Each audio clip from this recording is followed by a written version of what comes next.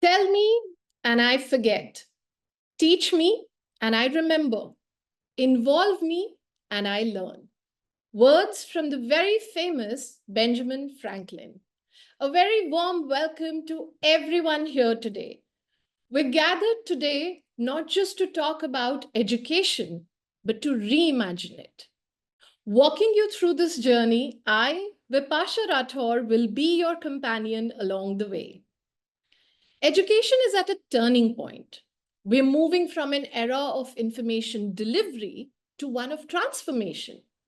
And at the heart of this shift lies project-based learning, a method where students don't just absorb knowledge, they apply it, question it, and build with it.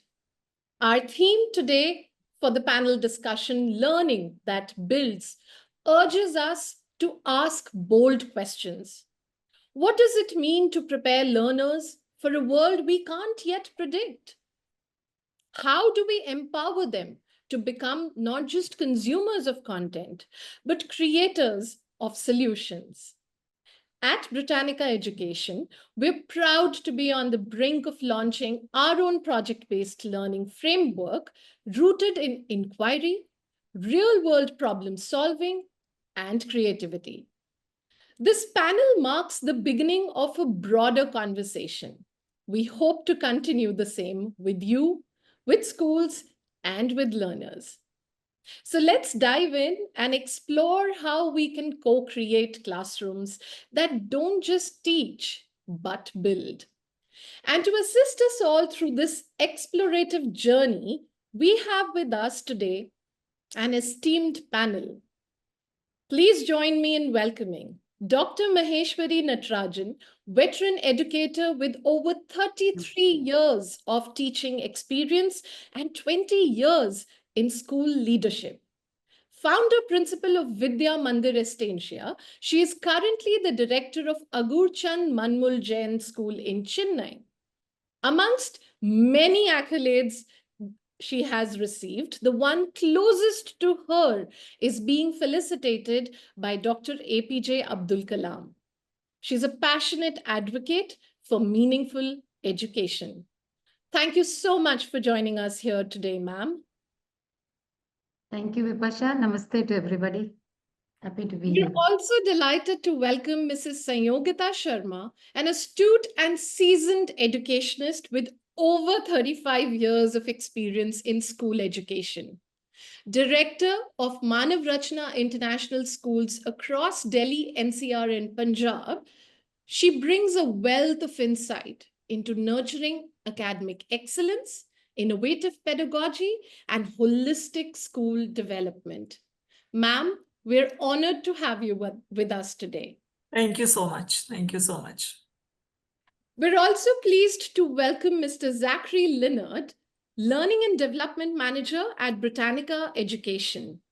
With over 20 years of experience as a teacher, school leader, executive coach, and consultant, he has led transformative school initiatives, from opening new campuses to implementing literacy and social emotional programs, boosting enrollment, and fostering strong staff cultures.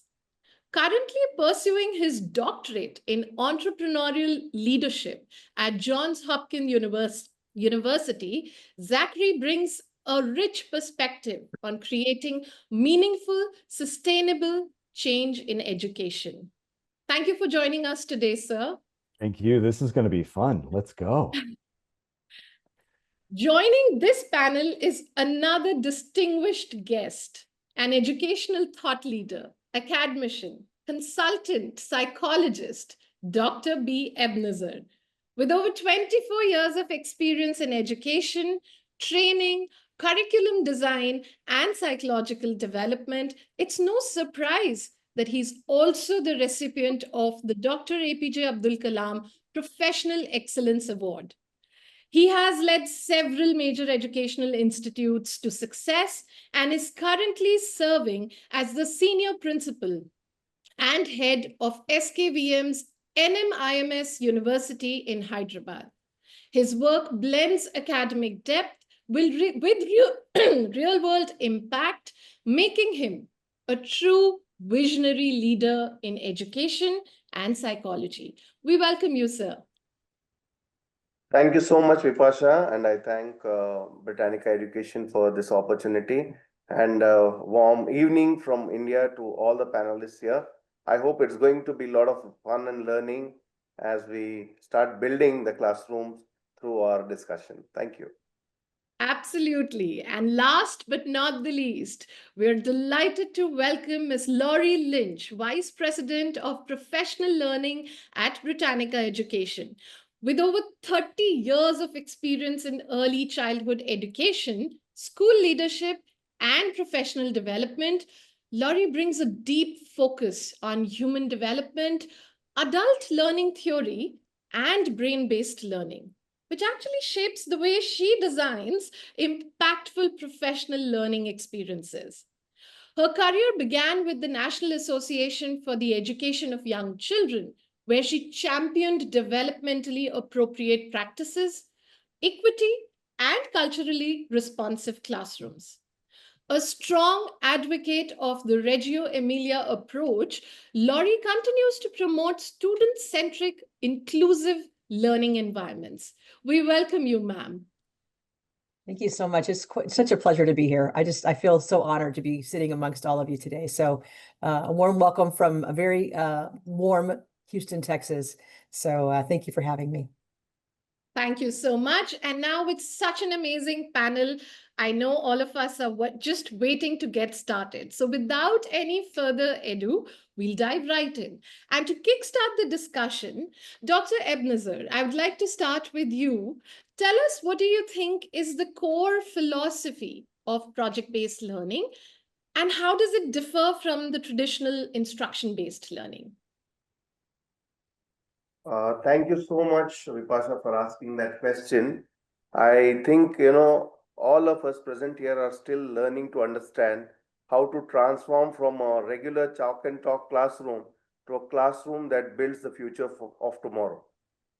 So for me, a project-based learning is a complete collaborative, teaching learning experience in the classroom, where a teacher is just a facilitator and the students and the teachers are involved in an action-based, outcome-based, objective-based teaching, learning, project.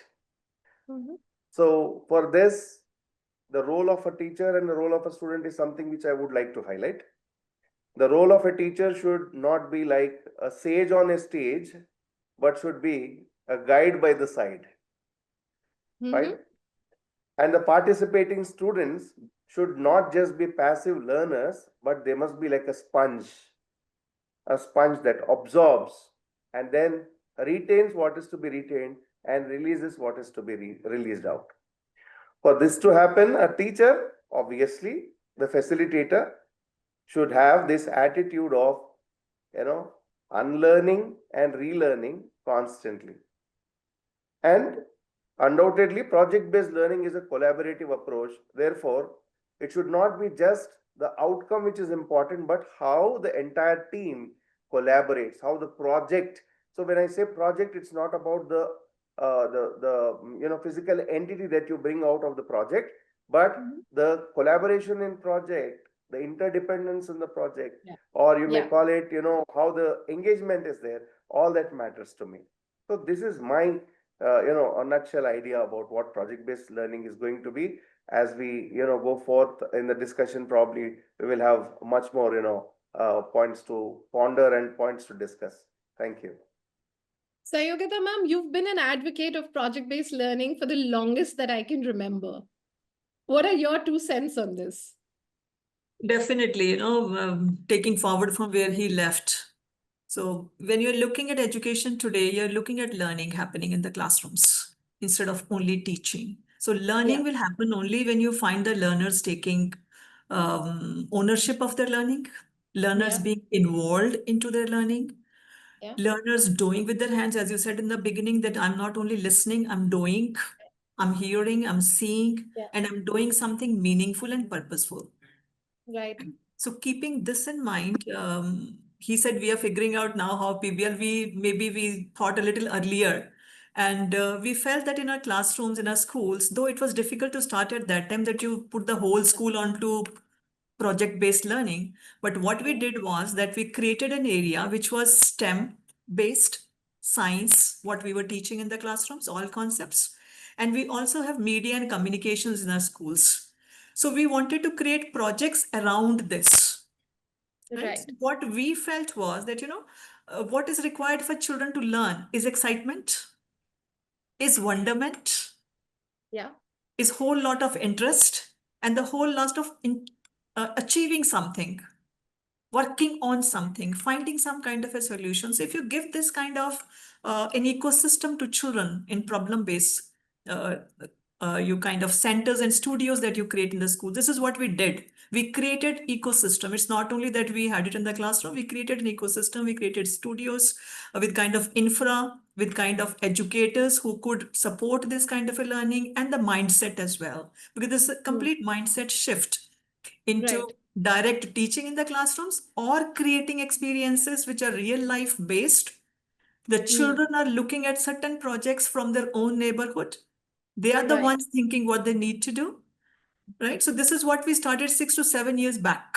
Because Manav Rachna, as such, if you look at it, Manav Rachna, I would like to tell my international guests as well, Manav Rachna is 2 words, which says human beings. So that means creating better human beings. So when we say today creating better, that means competent, value-based, skill-based, all these attributes of the children who are thinkers, who are critical thinkers, analyzers. I think problem-based, we realize that this kind of a scenario, if you create in schools, giving children some projects to work on and, kind of interdisciplinary connect of whatever they were learning in their classrooms. So we started it 6, 7 years back, and then step by step we have been, and now we see a lot of excitement, lot of interest in children, the real twinkle in their eyes when they're going to these labs. Right. So when they're sitting in the classroom listening to a lecture, or when they're in these labs working with their hands, with infra, with tools available, everything which they're deciding on their own. So the different kind of life which is projected in these labs. So I think this is, yeah. I can totally relate to it because as a child, I remember that how much we loved to hold those garage sales when we were learning about money and, make those volcanic projects using plaster of Paris. But Sanyogita ma'am, in fact, that what you spoke about is bringing about the change in the way we're learning. And this is where I would like to bring in Maheshwari ma'am. Ma'am, we're almost talking about bringing in a shift in learning behaviors, not really focusing on and taking the shift, making the shift from learning outcomes to taking it to learning behaviors. So one, how do you see the shift actually coming to life in classrooms, and how can project-based learning be effectively integrated across subjects and grade levels, and can it really help in curriculum completion? Thank you for that, Vipasha. At the outset, I would like to make a remark here that project-based learning is nothing but old wine in a new bottle. All our Gurukulams did nothing but project-based learning. Right. All the fun that we had in Amma's kitchen and in Nanima's kitchen, that is in grandmother's kitchens, we were taught to cook with little toys. We were taught to knead dough, and all of that is project-based learning. We are just bringing it back into our modern system with a new name. So I would like to reiterate here that it is not something that we are introducing, but it is something which is ingrained in our tradition and in our systems to bring this kind of a teaching into the classroom. Now, when we shift from chalk and talk to project-based learning, we are just moving from the finger to the fine motor to the gross motor. Yeah. I would like to see it. So instead of using the pencil to write, we are also teaching them to use bigger skills, the hands and the legs and the eyes and the ears, all the senses put together to create a shift in the classroom. So coming to your question of how are we going to integrate this across subjects? That's $1 million question. I can tell you that there are as many integrations as possible as there are number of students and schools in the world. Right. Because project-based learning is basically what a child would pick for himself or herself. So if one child is interested in something, another child is interested in doing something else. But are we going to integrate all this? That is something which is a challenge for the school as well as for the teachers, both monetarily as well as physically, in terms of space and maker space and digitization and all the rest of it. So for the I hope sake I of have answered your question. absolutely, Maheshwari ma'am, and I'll take it a notch higher from here. For the sake of our 530 plus educators who are there with us already, we'd love to hear some examples of how you think project-based learning can actually be integrated in everyday classrooms. Let's have some takeaways for the educators who are there with us today. I hope the question is directed to Anyone? me. I will take the onus of answering it to start with. See, when we are talking about, let's say, skipping and jumping, when we do any simple exercise, we have a game here in Tamil Nadu, which Tamil Nadu is in the south of India, and we have a game called Pallanguri, where we have different holes in a wooden base, 8 holes this side and 8 holes on the other side. We use small little either tamarind seeds or any such item to teach children counting. So when we do this, we count by twos, we count by threes. Nothing is ever taught to them. We don't tell them now you count by twos, now you count by threes. There are different games that we play which will teach them to do counting by twos or threes or whatever. And at the end of it, there is a huge reward where somebody gets one whole lot of those seeds. And that person is the winner. So when we do this in a maths class, instead of putting it up on the board saying 2 plus 3 is equal to 5, that brings in project-based learning here, because the child has fun playing. And which child doesn't like to play in class? Everybody loves to play in class. So let's encourage that attitude of theirs to play in class. So many such concepts like this, the cutting and the formulation of triangles using paper, the crushing of paper to make X number of petals with so many dots on it. I can give you a million examples. We start right from the pre-KG onwards, 2 plus 3 plus ages onwards, and it goes on right up to 12th standard. Teaching maths through music is again a project-based learning. All the talas and all the, the rhythm and all of that. Right. So, Laurie, would you like to add with early childhood? Project-based learning is often seen as something that the sixth grader onwards usually get into. But as rightly pointed out, and you being an expert on the early childhood, we'd love to hear from you on strategies for all of our educators. We're already about 550 plus attendees with us today. So one, thank you so much, everyone who's joined in. And Laurie, let's hear from you. What strategies can be taken for the young learners in classrooms? Well, and you mentioned it a little bit about me earlier. A very big fan of the Reggio Emilia approach, which is essentially how you introduce this type of strategy to young learners, because they're not going to be digging in digitally to research. They're not going to be making citations. They're not going to have a giant presentation at the end of their project-based learning.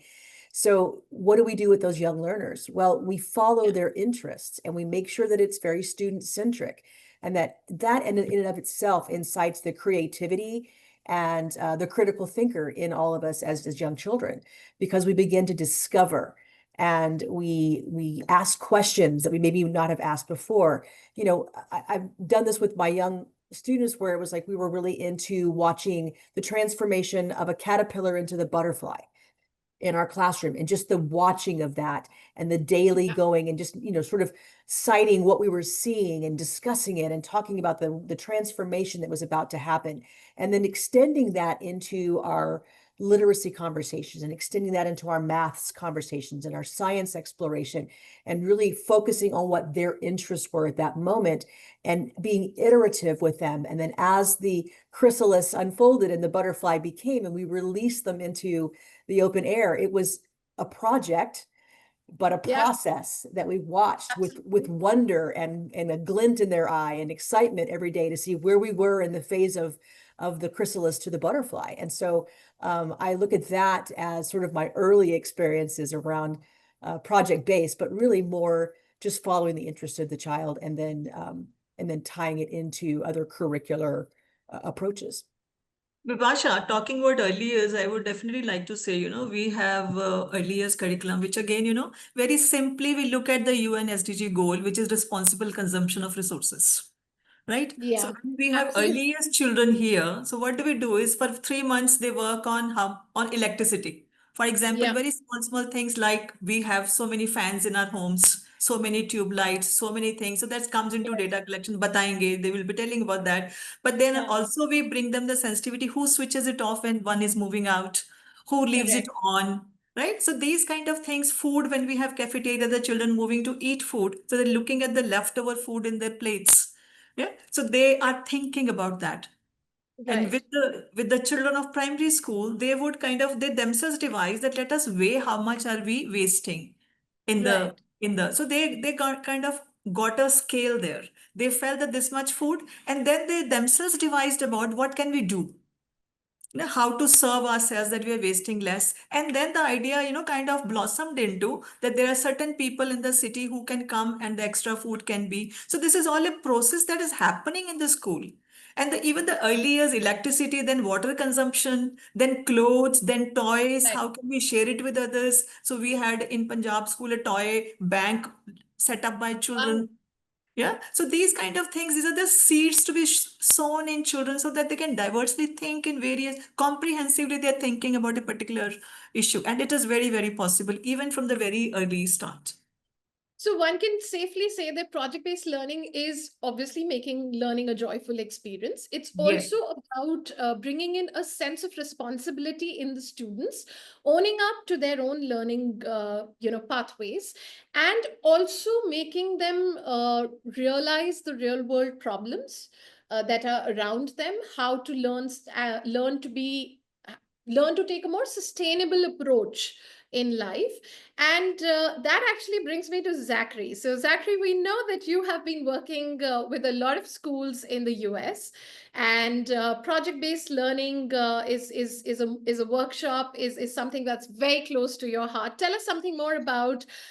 Do you see the difference in approach? Do you see it almost similar to how learning can happen in schools across the globe? And are we really moving towards one world, one citizen with project-based learning? First, let me say I am deeply humbled by this panel. That the comments that we've already kicked off our discussion today are so profound and deep and interconnected, and I'm truly humbled. So to my panelists, it is a joy and an honor. One of the aspects of project-based learning that I feel is often overlooked, but deeply relevant to why it is so important.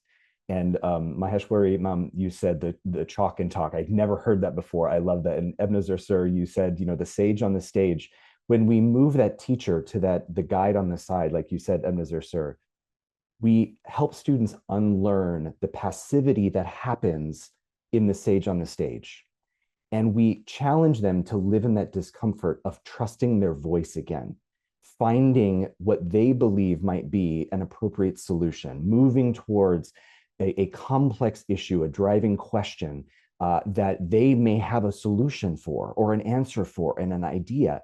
And in that passive, more traditional model of education, we do some breakdown of finding one's voice, believing in one's ability to tackle a complex issue and drive towards a solution. So the unlearning of that passivity and finding one's voice again is a tremendous benefit to project-based learning that I hope to uncover more of as teachers find the joy in it, the wonder, like you said. And I do have a story, if you don't mind, to illustrate exactly what I'm speaking about.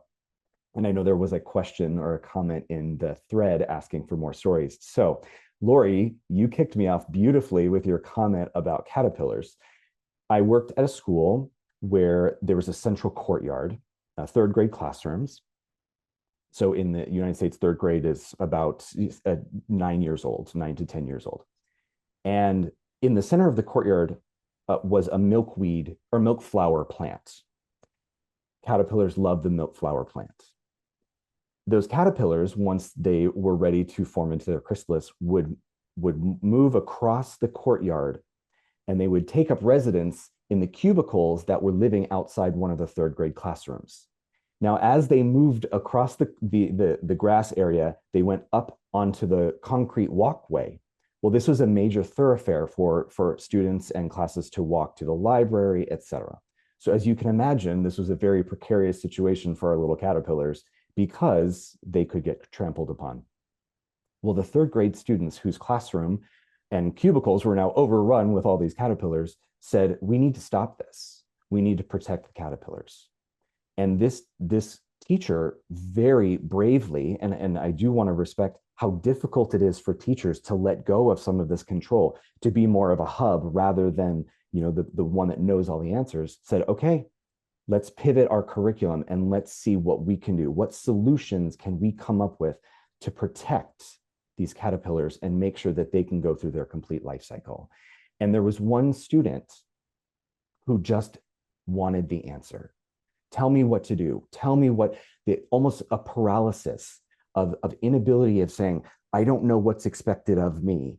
Tell me, teacher, what the answer is. And in that one moment, I saw very clearly one of the most important benefits of project-based learning, which is to find one's voice and trust one's instinct and to see oneself as having the capability, the intelligence, the knowledge, the motivation, the grit to find a solution to a real world problem.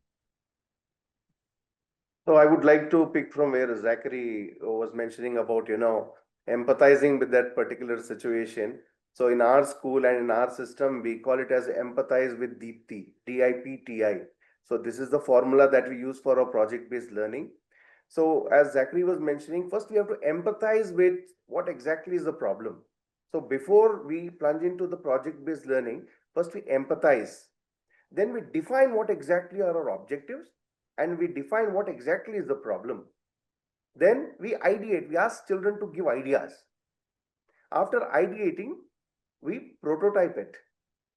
We prototype the project, and this prototyping of the project is done in a multi-sensory approach.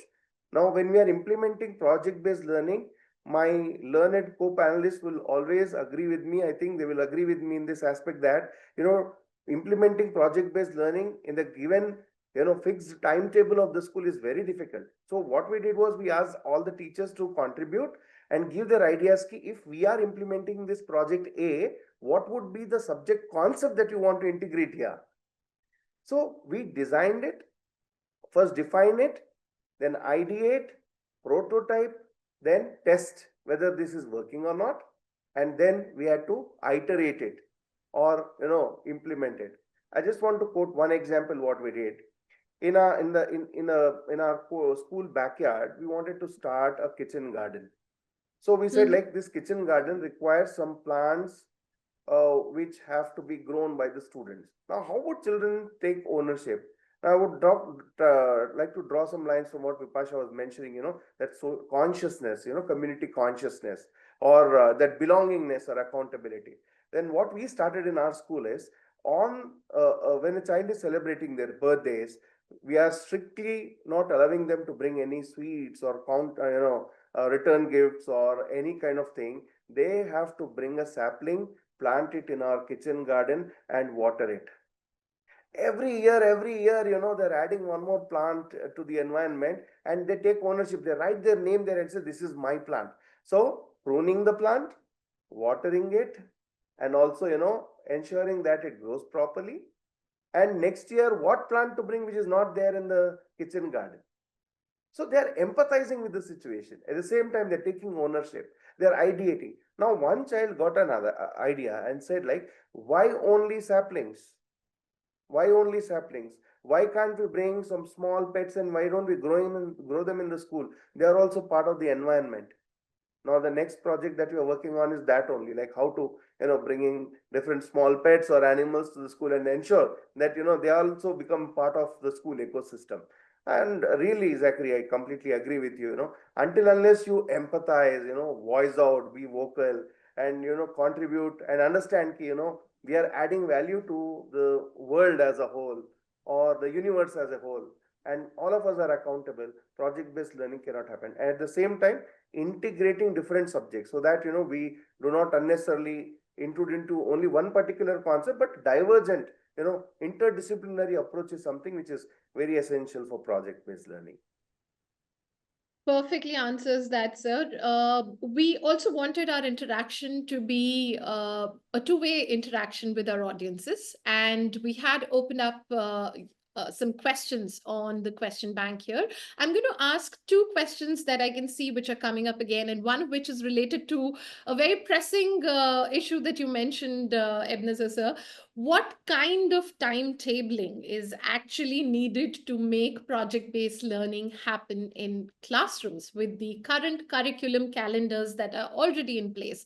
And I think it would be safe to say that a lot of us often find it challenging to see through it end to end and let it become a second nature for us. So how do we seamlessly integrate? And I would love to go around the table to get inputs on this from everyone.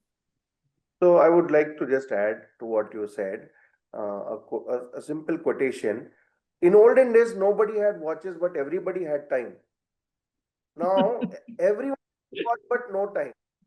So it's not that 48 hours have become 24 hours now. It's the same 24 hours that existed, but our priorities have changed. So even in a given schedule, if all the teachers who are involved in teaching of that particular class get involved and say, if I am doing a particular project, implementing a particular project, what is the concept that I can integrate within that stipulated time? It is possible. The only challenge is like everybody, I mean, I'm sorry to say this, but sometimes subject teachers are very selfish and say my subject first. Instead, our subjects together, if that is the idea that we all come to, timetable issue can be addressed, Vipasha. I think I request the remaining members to add some, continuity to this point, which I tabled here for discussion. Pasha, I'll say here that, when you're talking about problem-based teaching learning happening, to start it all together for the entire school and for all grades, it is definitely a big task, humongous task, unless everybody is in the ecosystem supporting and we've taken a decision that this is what we're going to do. The whole curriculum will be kind of realigned and rematched. But for example, how we have done it, we added an area which integrates your science, STEM, and media, right? And weekly, we have 110 minutes allocated, and we try to put this time together for children. Okay. Right? And we kind of want our children to have autonomy because all that we have been talking about, empathy is important, urgency is important, why they want to do what they want to do, right? So that empathetic, firstly, they think about four areas we have highlighted. One is infra they can work in. They can work in health area. They can work in agriculture area. So these three areas, we have kind of given it to them that you can pick up anything in your community, anywhere that you want to pick something on to work on. So there are two things. One is the urgency. What is it that I want to work on? And then the skills that you need to work on. And then the process, how you need to work on. So all that is very well defined. And when it comes to assessment, there's no direct assessment happening here, because this is again something which we need to keep in mind, that it is not kind of A grade, B grade or something. It's a group project which you have thought of, and all kind of skills and interdisciplinary has to come in, because no project can be complete unless you add language to it, unless you add your social awareness, consciousness to it. So everything put together when the children think, and there's enough time to be given. Yeah. Right. And we also need to be mindful that project-based does not mean abandoning knowledge. Yeah. Because project will happen, you need to apply something to this. For applying, you need to have knowledge. So you need to have direct teaching and learning of that area as well with you. So it's a very good planning that the children, whatever, for example, for us, whatever they're learning in science, physics, chemistry, mathematics, we create a project and everything gets applied. They think of what they have learned in their classrooms, right? Put on the project, and they learn negotiating, they learn collaboration, they learn to take their own paths. But there's a lot of autonomy with children. It's not that you have to complete a project within a week, and we are not giving any kind of kit to children. There are a whole lot of tools available with them, whole lot, the engineers, the people who can support them into the tech area, into other areas, they're all available. So that's how you build an ecosystem. And I think it is, it can be started partially, and then we can move on to, Right. Zachary. Well, I wanted to add Please. No, you go ahead. You go I ahead. just Harry. wanted to add, I know we have a bunch of leaders on in our session today, and this can be done on a leadership level. And I have an example of what I mean by that. So when I was the head of a lower school division that was kindergarten to 6th grade, and I recognized that wonder was this concept of wonder was there was room to grow in developing wonder as just a foundational life approach in our students. And I also saw opportunities for the teachers to grow in their ability to demonstrate wonder, live by wonder, et cetera. Many of them had inherited curricula, lesson plans, et cetera, that I think felt discordant with the ways that they wanted to approach their teaching, but that's what they inherited. So I kicked off the year by asking, how can we embed and involve wonder more seamlessly integrated into our curriculum, into our year? That question is a complex question. It's a driving question. And then from a leadership standpoint, it became a hub where now the teachers can go off and figure out how they can embed wonder more in their classrooms, what they can do if there's a unit of study that they think doesn't reach their learners the way that they had hoped. How can they redesign it or scrap it, come up with something new? So the teachers themselves became like the students in project-based learning. And that can happen on a strategic level. That can happen if a leader has data that they use, and data is a robust measure of the strength of project-based learning, the assessments, the tools by which we gather information. I had tremendous data to substantiate this idea of needing to or wanting to put wonder in more of an elevated place. And it became a year-long initiative, actually a 2-year-long initiative. So to the leaders in the room, this can be a strategic approach that you can cascade from yourself and a strategic initiative with your teachers, who will then cascade down to their students. Right. So, in fact, I have a question for Ebenezer, sir, and I think we we lost Maheshwari ma'am to network, but she'll be joining back very soon. Ebenezer, sir, this question is for you. I remember having this conversation with you earlier when we were all talking about having this panel discussion, and you very rightly pointed out that a lot of times people confuse regular projects with project-based learning.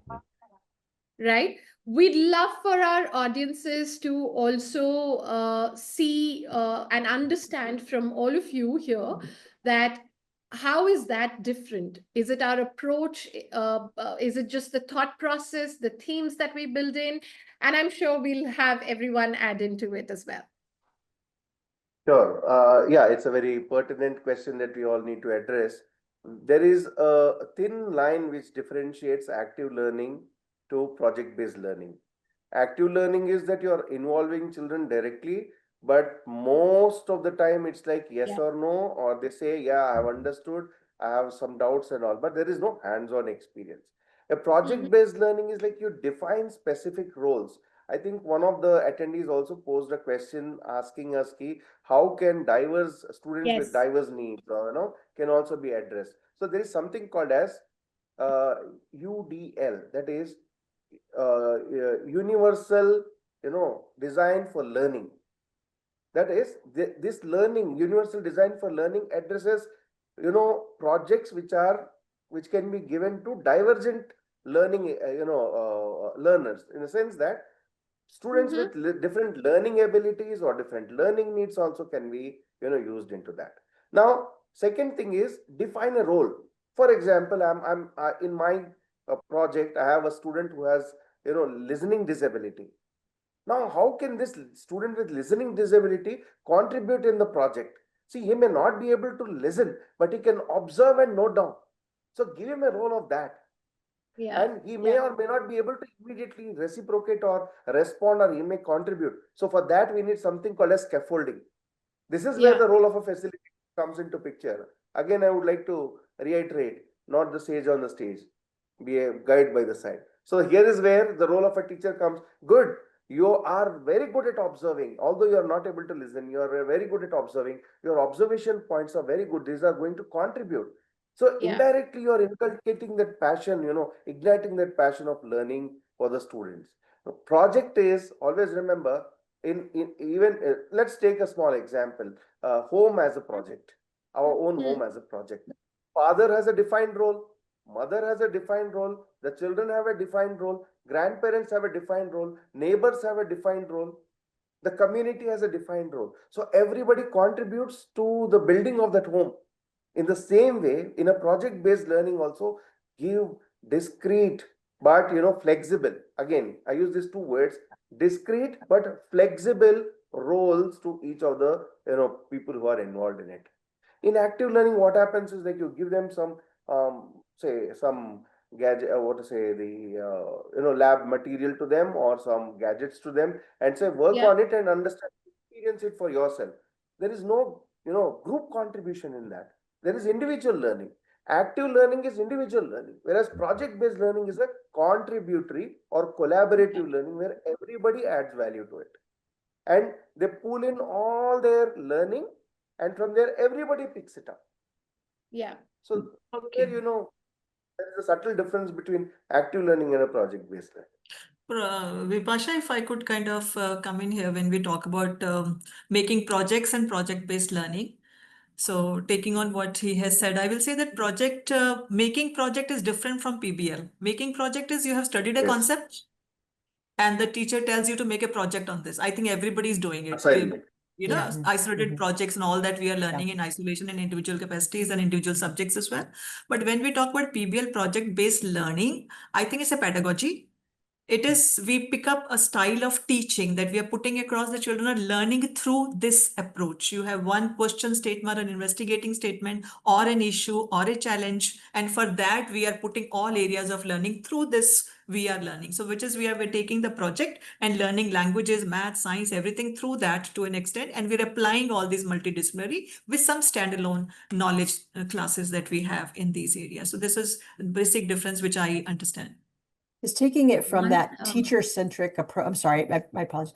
Taking it from the teacher-centric approach to the student-centric approach. And Yes. that's, Yeah. you're removing that directive that we typically give as teachers, and that is hard for teachers because, if you are in the, where I am in life and you've been teaching for a while, the newer teachers, the younger teachers, this has been more of a philosophy that they have observed in recent years. But for those of us who came from a very teacher-centric initial teaching process, letting go and being that guide on the side and watching the thing evolve and watching the students discover and explore and make observations and be able to see things happening iteratively and changing over and over without it being a project. You go and learn about the sun and report back to me about how many times the sun goes around the earth. And, these are things that are finite and there's an end to it. In project-based learning, people say, well, how long do you plan for?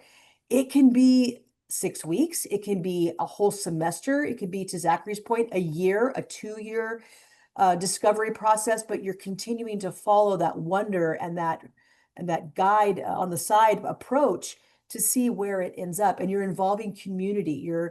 I grew up in a small farming and ranching town, and I thought immediately when I was talking about project-based learning that I should study why agriculture and farming has maintained as a source in my community, and just talking with people that are there and the lore of those farming communities and farming families. And that just kept going on and on and on. It really had no end in sight, But anyway, that's something, again, it's that letting go and it's being that student-centric approach, which I think is sometimes challenging for us as teachers. And I also understand that, making projects is product driven. So you are focusing on the product. But when you're talking about project based, you are focusing on the process also, because during the process, the children learn so much. Yeah. One major difference that I would like to observe here is when we are making projects, they are all stereotyped. But when you make project-based learning, it is real world applicable. We are able to Yes. take it out into the community and apply it. That is a Yeah. major difference. So we are in fact teaching children survival techniques rather than, making something and That With I the think is kids, very something come out important. with the project, use the kids and this method and come out. The projects will then also be made. But this is a Right. whole process Yes. of learning. Yeah. Right. In fact, Basically, I think teachers need a change in our mindset because we are so used to certain methodologies and we love to be the center of the class. Let me shamelessly own it up. I love to be the center of attention. But when the teacher is going to say something and the children do, we feel very good about it. At this point of time, we need to learn to listen to them also. So when I give a PBL in my class, I'll have as many as 30 kids or 40 kids, whatever present in the class, giving me ideas. So, do I have the capacity to absorb all these ideas and integrate these ideas? And can I spread it on to other subjects is where my talent as a teacher is today? So, I need to move to facilitator rather than a teacher. And It's also a allowing challenge. children to make mistakes in the environment. Because Yes, mistakes yes. here and failures here are the stepping stones Yes, to Yeah, a that's good correct. solution that's going to come up. Yeah. definitely, definitely. Can I ask a Life panel? lessons learned. May I ask the panel a question, if that's course. okay? In our workshop on the US side, we have a section of our session 2 where we talk about the levers of equity and how project-based learning is a way to reach all learners. And I know there was a question in the chat, and I would love to know from those of you who implement project-based learning or support educators, leaders, et cetera, what you see as ways in which learners of all abilities, all access points can access learning and deeper understanding, solving problems, et cetera, and become an equity level where now we are changing the balance in terms of privilege and access and equity, et cetera. How you see project-based learning connected with being a strong place with levers of equity. May I answer that first? See, I've had the pleasure of setting up a school in rural areas. And I found that PBL was very, very useful and very effective in the rural areas. When it comes to the urban school where I'm working now, there is a big constraint on space and time and number and parental interference. That is a big issue we have here with PBL. So, shelling out extra money is definitely a problem. Whereas in a rural area, the space was much more. Like if you're talking about 1 acre in Chennai city, I'm talking about 3 to 4 acres in the suburbs where our schools are huge. So we have lots of space and time and even the mental capacity to do. And parents do not dictate terms there. They are very happy that we are teaching them something. So this is one major conceptual difference I found between rural schools and urban schools. I think that way PBL is more suited to rural schools. I wish I could say the same thing of urban schools, but it's not happening. We are still in the marks True. and the I'm first category.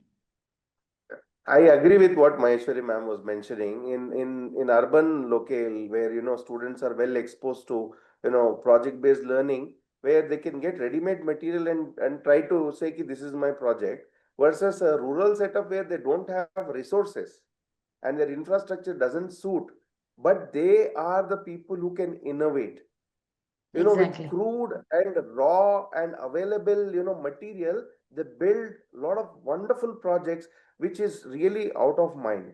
I still remember one project like an excavator, earth excavator, a student of a rural school made out of the syringes, injection syringes, and the pipes which are used for intravenous injection. He made a wonderful project as an earth excavator, using the same hydraulic system. Had it been a city-based school, he would have thought about those motors and the rotors and ICs and chips and whatnot, taking that stem. But I don't say that it should not be done. But see, the crude mind or in the raw mind which is there in the rural setup, it comes with that natural, flow or that natural flavor. So resources are never a constraint. So we say necessity is the mother of invention, but in rural sector, innovation is the grandmother of necessity, I can say. So if 100%. there is a need, they start innovating. They bring in whatever material they have at home, or they break even branches of trees and then start making. So resource is never, infrastructure is never a constraint for a project-based learning. It's all in the mind. If you have the attitude to implement project-based learning, whether it is rural setup or in a no man's land, like a movie in Castaway, where they are left with no resource. Even there also we can do some project. And one thing more, when you talk about equity in the classrooms, as you say that PBL, how do we bring in that? So when you're putting the children to different, because in the classroom you have different children, yeah. So neurodiversity is there, maybe some other diversities we see in the classrooms, and we have seen it. For example, if one particular project is driven by STEM, so you have also children with some different kind of abilities sitting in the same class who may not be able to contribute to that, and they are not interested in that, right? So what is, the framework understands first, basically knowing your learners who are going to come to my space. And plus, when group dynamics, and it's again, when we talked about empathy, sensitivity, where the children are also thinking that a PBL or anything that I'm doing is meant for accommodating everybody's strength into this. So he is good at this, she is good at this, he is good at this. And maybe then there are certain things, flexibility within the project that an educator brings in to kind of provide things to these diverse learners. Because so far as I talk about my setup only, so we have kind of, it's not that the children have to bring some material to the school, it is available with them. So equity is taken care of. Anybody who needs something is there. The educator, differentiates, see what kind of support scaffolding one needs. So I think this PBL allows you and gives you scope for doing that, compared to your rote classrooms where the direct teaching is happening, that the shy ones never come out with anything. Yeah. So in this kind of approach, I think everybody contributes. Yeah. So I am. Somebody was asking. Sorry, sir, but I had one pressing question that's coming to me again and again. Clearly, an effective implementation of project-based learning is something that has a massive role played by the school leader and the educators.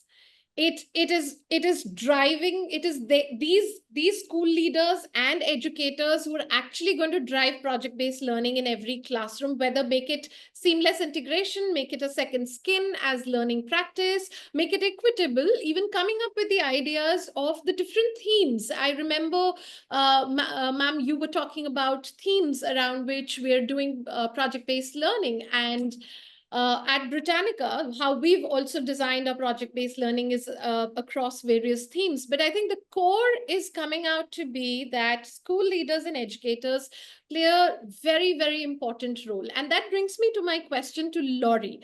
Laurie, you're heading the professional development at Britannica Education globally.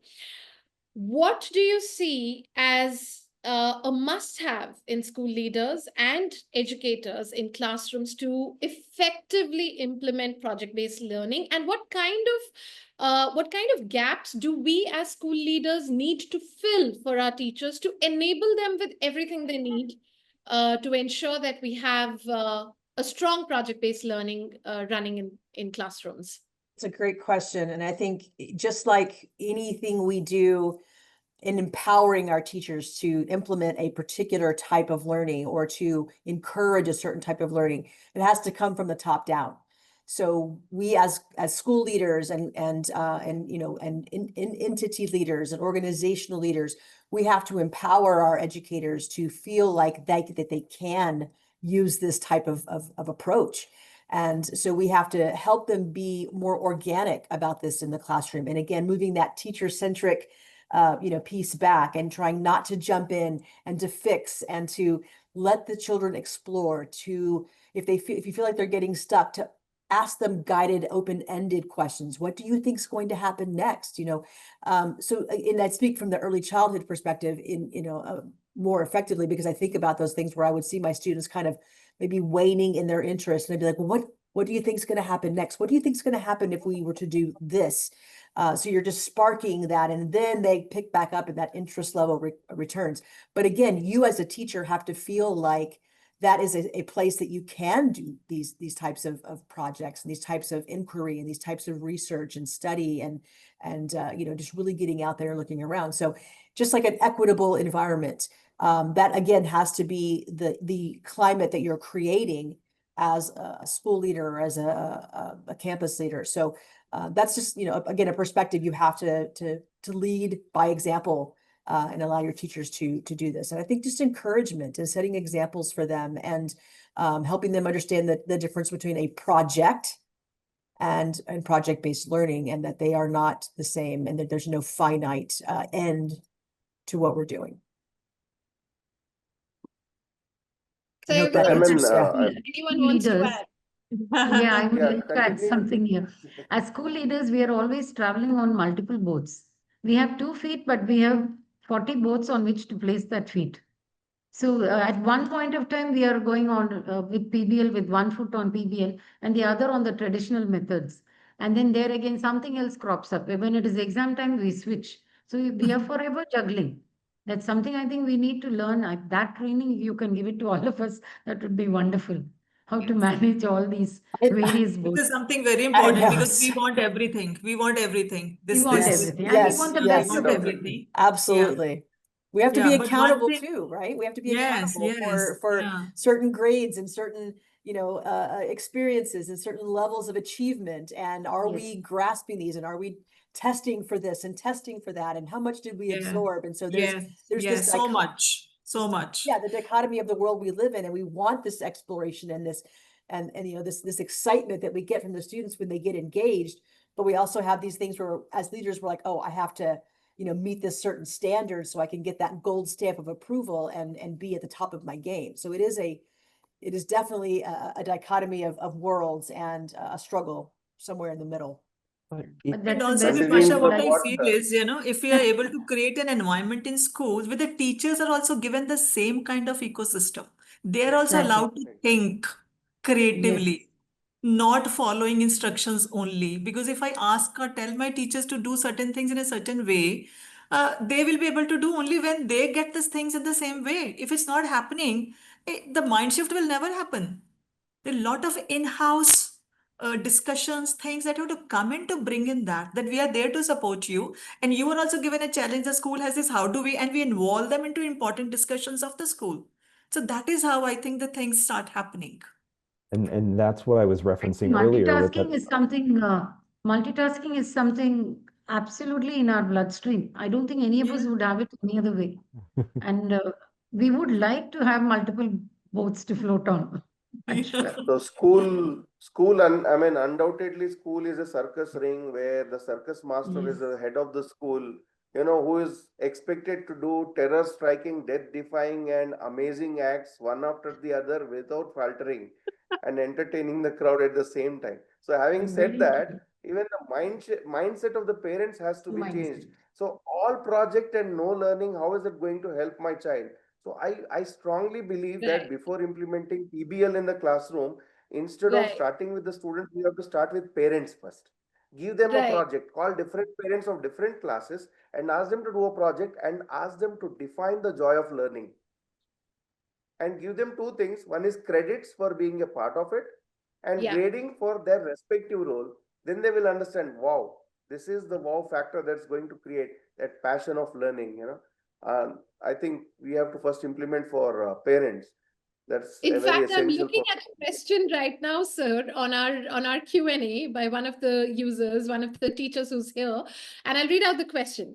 Do you believe that project-based learning has the potential to shift the mindset of both schools and parents from a focus solely on professional courses to a more holistic approach that emphasizes on life skills and empathy-based learning?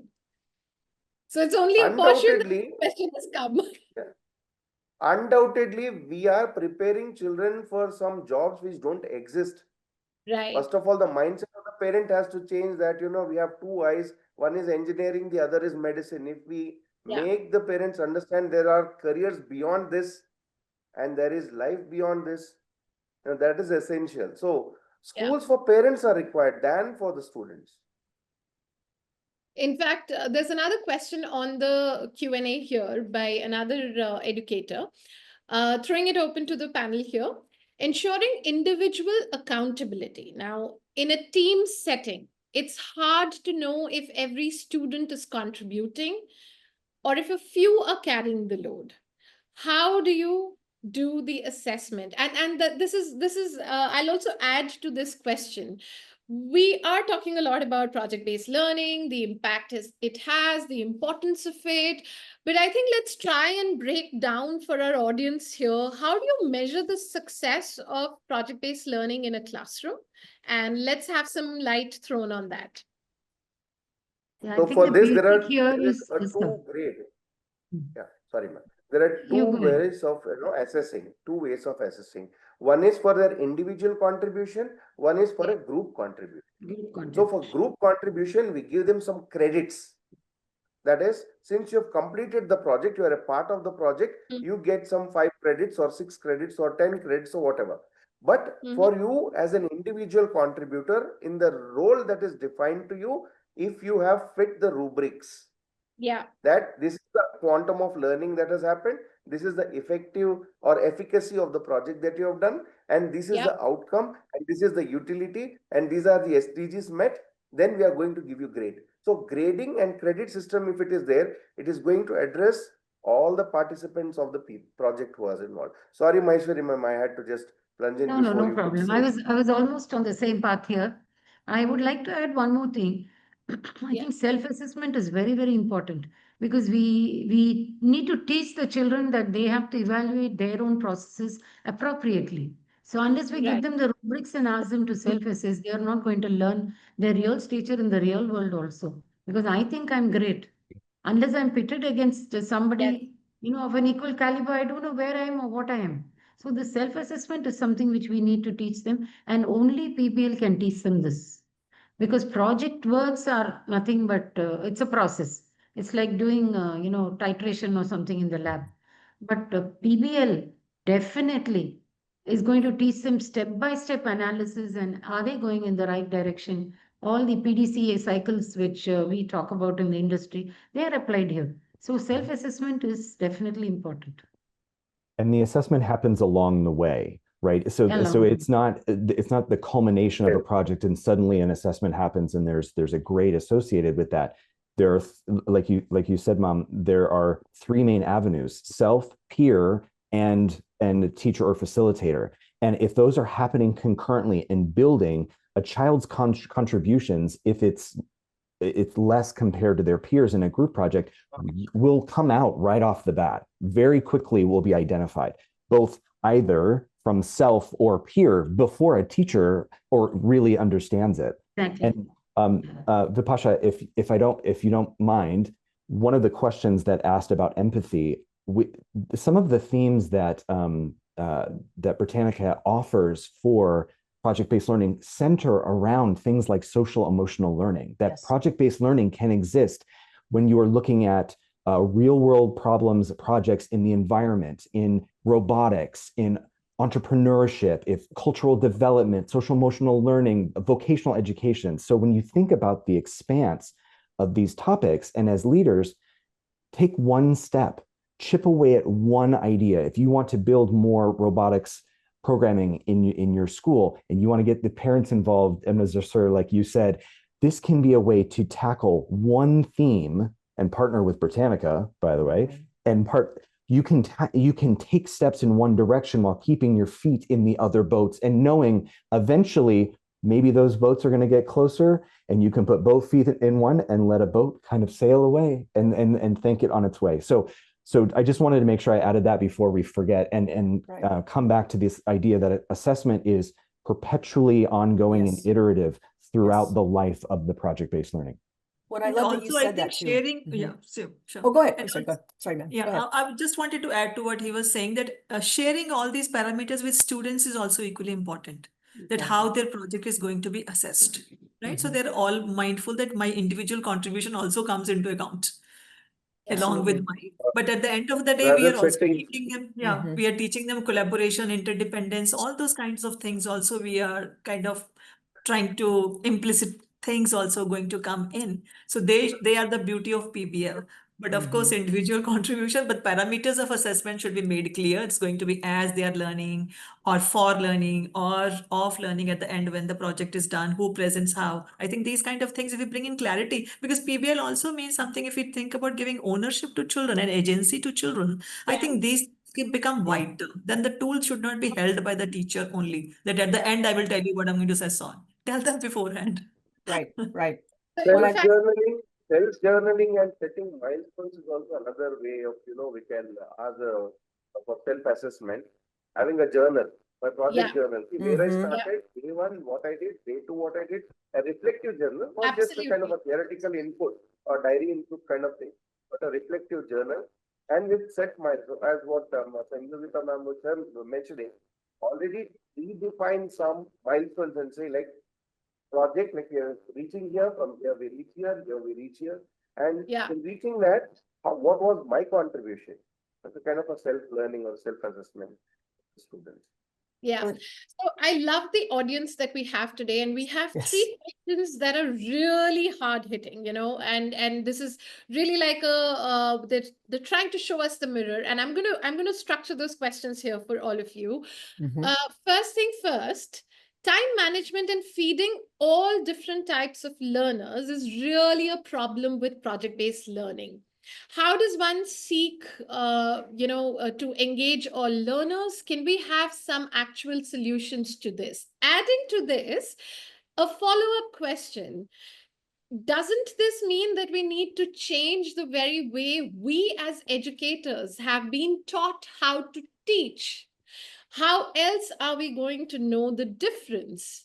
And then last but not the least, which brings me to the crux of both these questions, how do we bust the myth around PBL, that it requires a lot of work by teachers? So we'll go around the table again, starting with Maheshwari ma'am. Yeah, I think I mentioned it already. It's the mindset.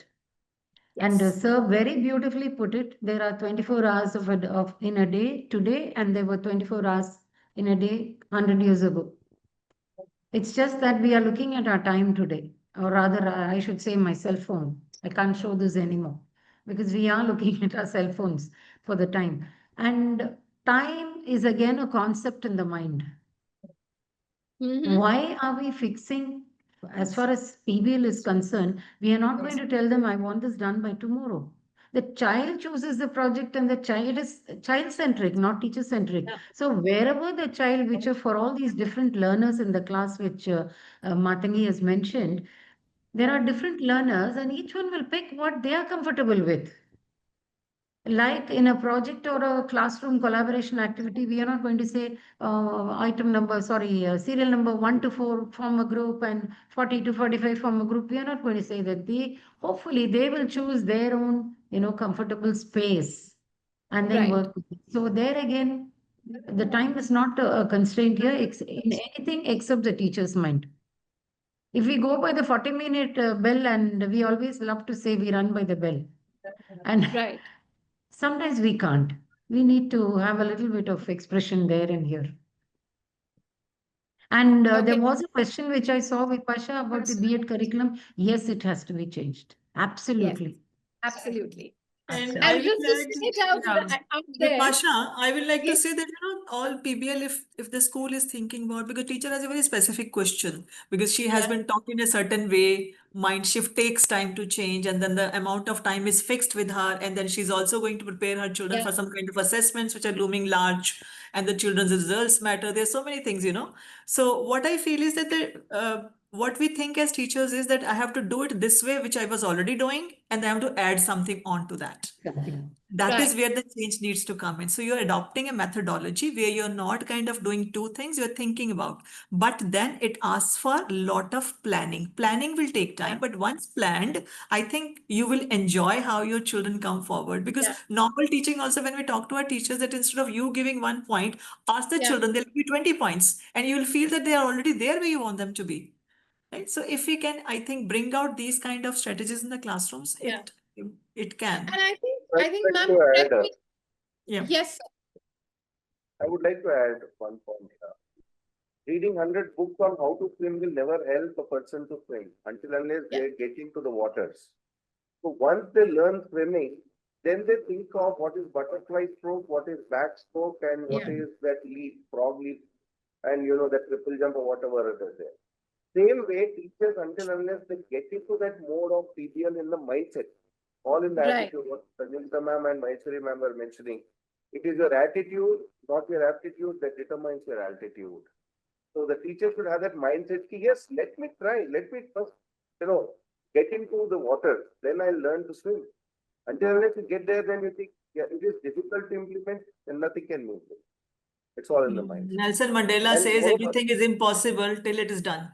Exactly. Until it is done, correct. We have a question on the chat by one of the educators. PBL deals with social scenarios as students work in groups. How can we engage learners who don't want to collaborate or are usually timid? May I take that one? Yeah.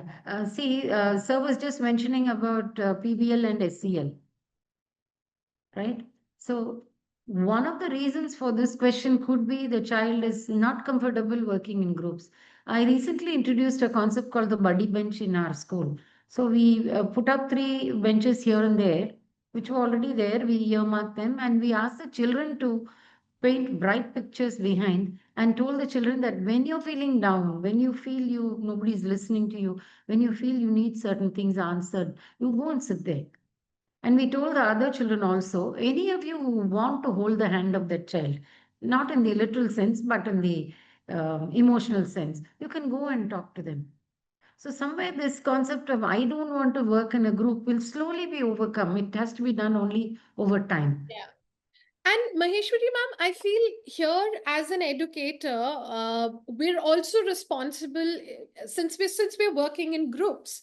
There are different things that everybody can contribute to in the project, and this also gives a window to the other students to explore something that could be it's a research that they have to do on a particular theme that they've picked up. Now, research can be done by 2, 3, or by 1, and you come and you showcase your learnings. It could also be capturing the findings of, say, a survey that they've had to do, which could be, again, a group project or an individual contribution to the project. So personally, I feel it won't be wrong to say that project-based learning actually enhances one learner's core skills while also gives them the opportunity to build on to other skills which otherwise they may not have a platform to build on. Zachary, you're taking to say something. Yes.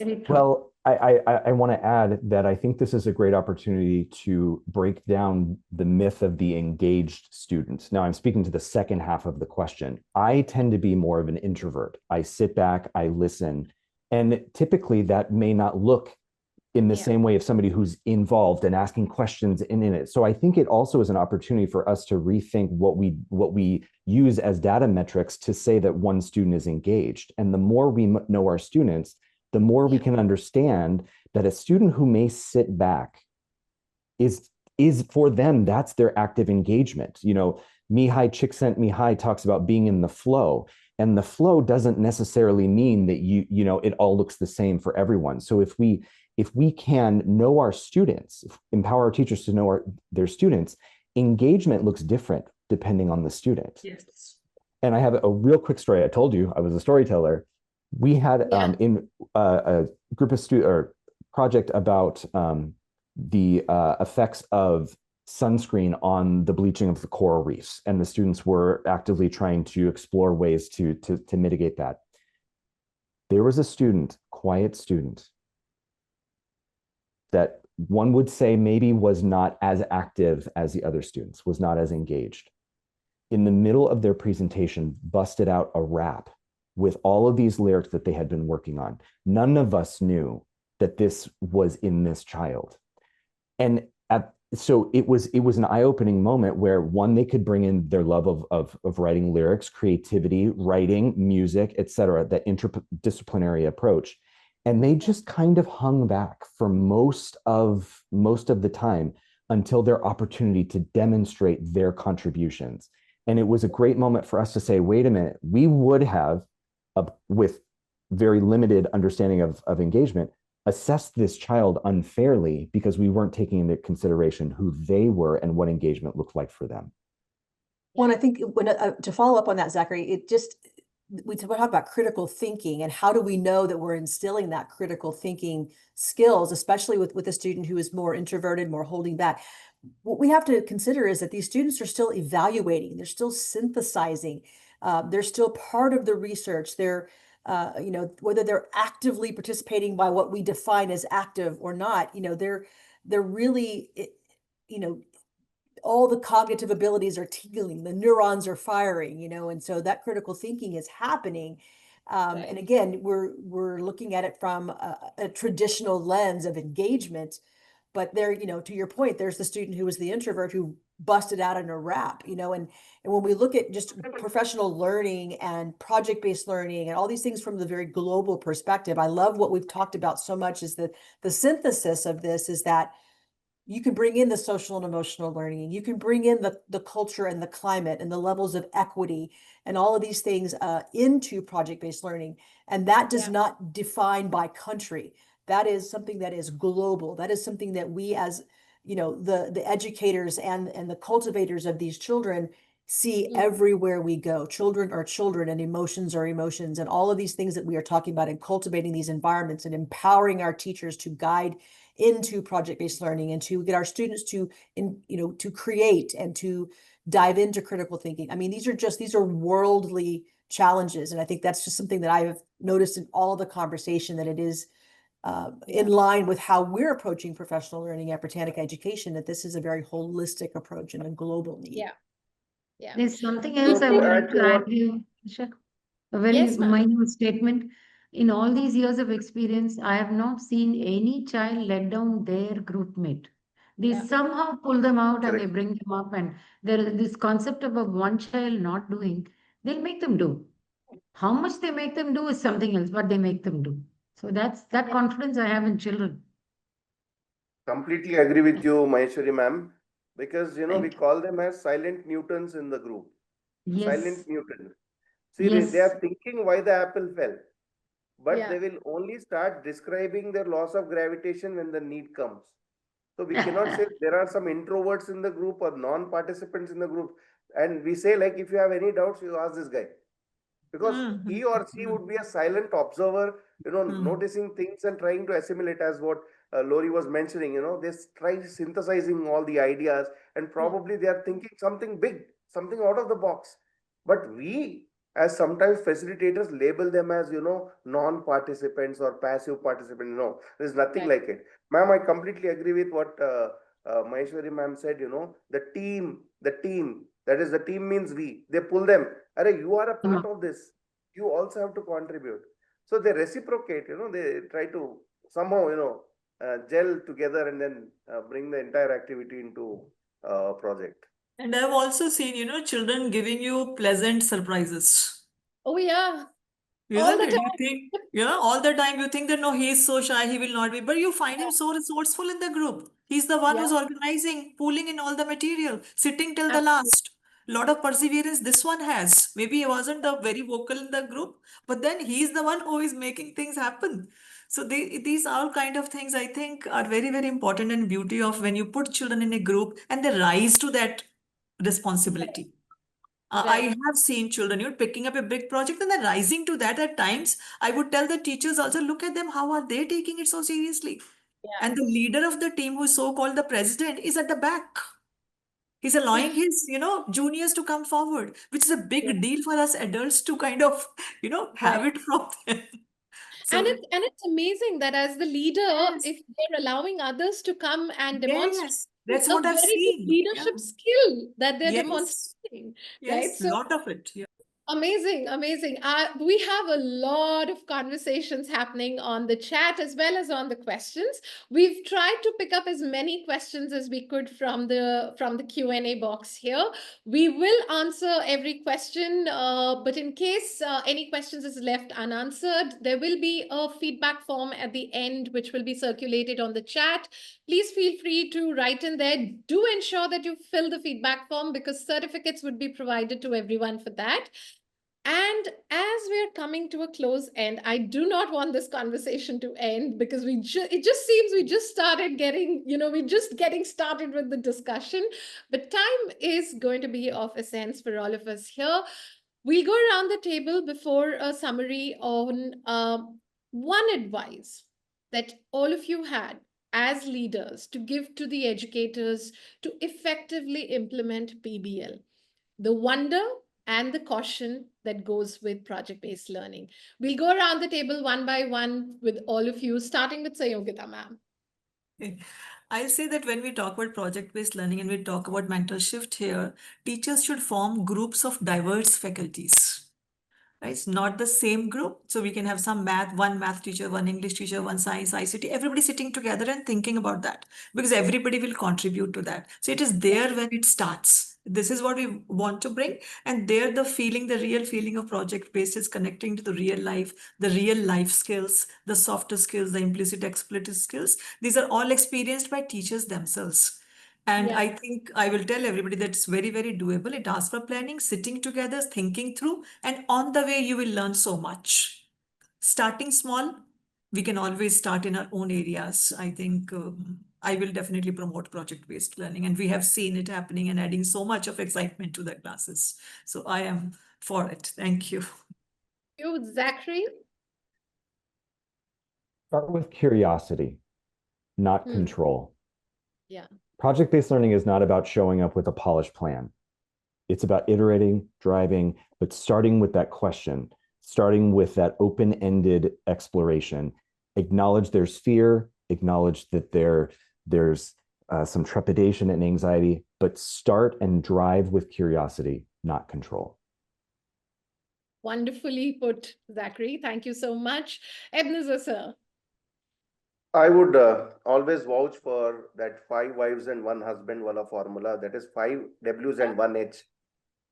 If our project-based learning is able to trigger 5 W's, that is what, when, who, why, when, where, and how, then we have instilled that. Of course, there would be challenges. Challenge would be first from the implementer himself, herself, because they go into a kind of a higher state of mind and saying that, is that implementable? So I would like to urge and take this platform to request and urge all the fellow educators and teachers or whoever has joined here. A good beginning is half done. First you begin, automatically you will get into the stride. Have that attitude, learning happens as you go on. Thank you so much. Thank you so much, Ebenezer, sir. Laurie. I think you started it off, Vipasha, where you said, tell me and I forget, the famous quote from Benjamin Franklin, you have to experience and be involved to learn. And I think very much that ties into our learning theory, whether we're children or adults. The way we learn often is by doing. Many of us are tactile and, engaged learners. And I strongly believe that in order for an educator to feel empowered to do project-based learning in the way that we've talked about it today, is for them to actually experience it too. I think you've got to engage the adult learner in the process and empower them to be those critical thinkers and imaginative thinkers and to dig in. And then the wonder that they re-engage with, that we see so often in our young children, reappears somehow magically as the adults. And then I think that allows us to not be fearful of going into the unknown with PBL. And anyway, I just think you have to be engaged in it and experience it to feel empowered. Very rightly said, Laurie. Maheshwari, ma'am. Yeah. I would like to tell all the educators present here that PBL is not something new to all of us. Yeah. I would like to say that with an example. Every process that you do in school, every school day, every sports day, everything that we do is nothing but collaboration, communication, critical thinking, and creative thinking, which is the basis of any PBL. These are the 4 things that we try to teach our children when they are doing a PBL activity. So when we are already doing it and we come up with a lovely program at the end of it, what is our problem in teaching our children? It's just a mindset. Yeah. What we know, we tell them. And we don't have to teach them. This learning is vicarious. We do it and they look at us. It's observational learning. They look at us and they learn. So why not? I'm sure we all can do better at this. Great. But just one thing that, if we are talking real things in the classrooms with our children. Yeah. Yes. Very, very important. The normal Very teaching learning also, if it's happening in the school and if I'm relating it to real life, it's Yeah. easier to bring in that. Yes. Yeah. Yeah. I would like to take a moment and thank our 650 plus educators, school leaders who have joined us and have been consistently been with us since the last 90 minutes. And to make this historic moment a memory for all of us, we'll take the next 3 seconds, put on our smiles, and have a Kodak moment. Thank you. So before we end this session, you will all now have the feedback form on the chat. Please remember to fill the feedback form so that your certifications are sent out automatically. Thank you to our esteemed panelists for your insightful contributions and rich perspectives today. What we've heard reinforces a very powerful truth. When we shift our classrooms from passive spaces to creation hubs, we don't just teach, we actually build. We build skills, we build curiosity, confidence, and most importantly, we build learners who are ready for life and not just exams. As we've seen through project-based learnings, when students take ownership of their learning, guided by empowered educators and visionary leadership, education becomes meaningful, relevant, lasting, and a joyful experience. At Britannica Education, we're excited to be stepping into this journey as well, with a deep commitment to supporting schools in designing and delivering impactful, inquiry-led experiences through project-based learning. Let's take the ideas shared today back to our own context with courage to rethink, reimagine, and rebuild. Because learning that builds the future. Thank you once again. We look forward to continuing this conversation with all of you. Thank you so much, everyone, for joining in. And a heartfelt thanks and gratitude to this amazing panel that shared their insights today with us. Have a lovely evening or amazing weekend to all. Bye-bye. Bye. Thank you all. Thank you, Britannica. Thank you so much. Thank you, Britannica. Thank you, everyone who has joined this panel. Thank you so much. It's a very, very enriching talk with everybody. Thank you. Absolute Thank pleasure. you. Loud Thank being you all. here, loud being here, lot of learning, lot of key takeaways, undoubtedly. Thank you, Vipasha and the entire Thank team you. at Thank Britannica you, Vipasha. Education. Thank you. For doing it so well. Very nice questions and very well done. Thank you. Yes. Yes, Thank you. Bye. such a pleasure. Thank you all so Yes, much. thank you. Thank you.